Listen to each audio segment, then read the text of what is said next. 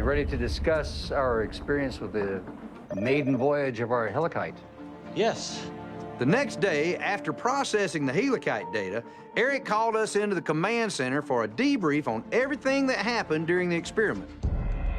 This was a really interesting and new way for us to probe the bubble that we've been talking about. Yeah. I mean, remember how the one rocket turned north and went around this barrier to the north, and the other one went to the south and went around it.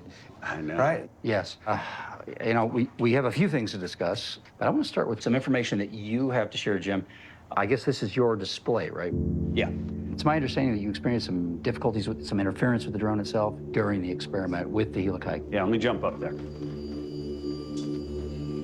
We're looking at this boundary that's kind of somewhere in this range, right? That's the bubble.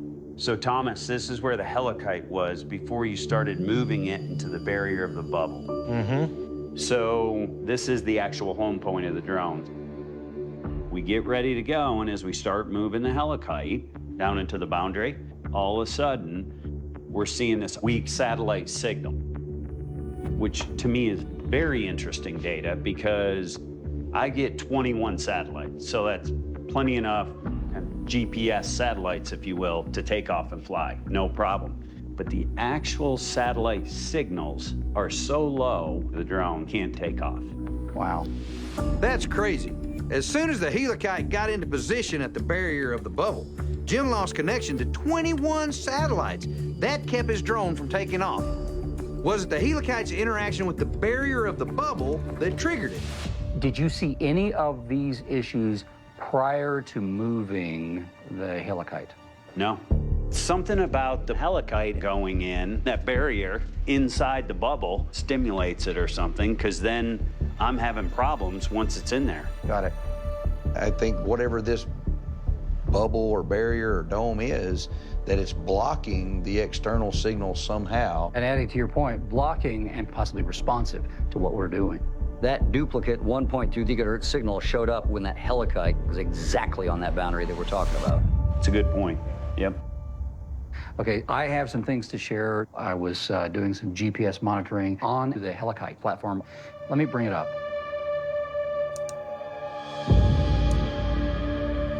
No. Wow. Again, data that's appearing to be underground.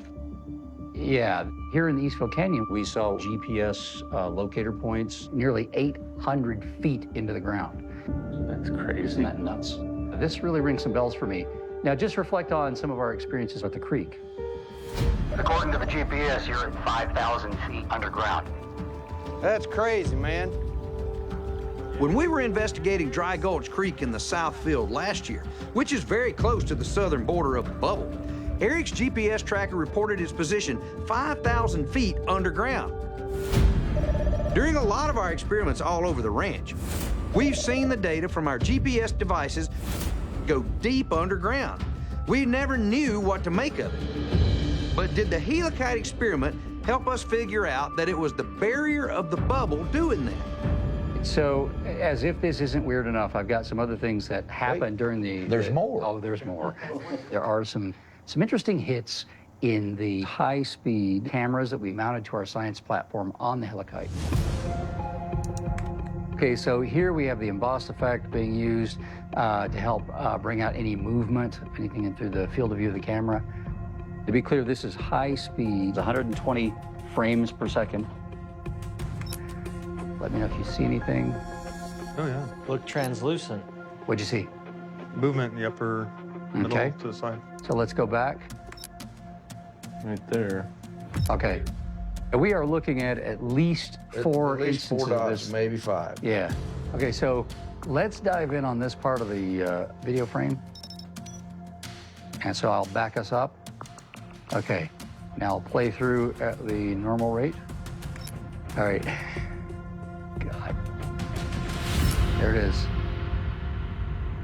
Okay, so it's moving really damn fast if it's anywhere further than right next to the camera lens.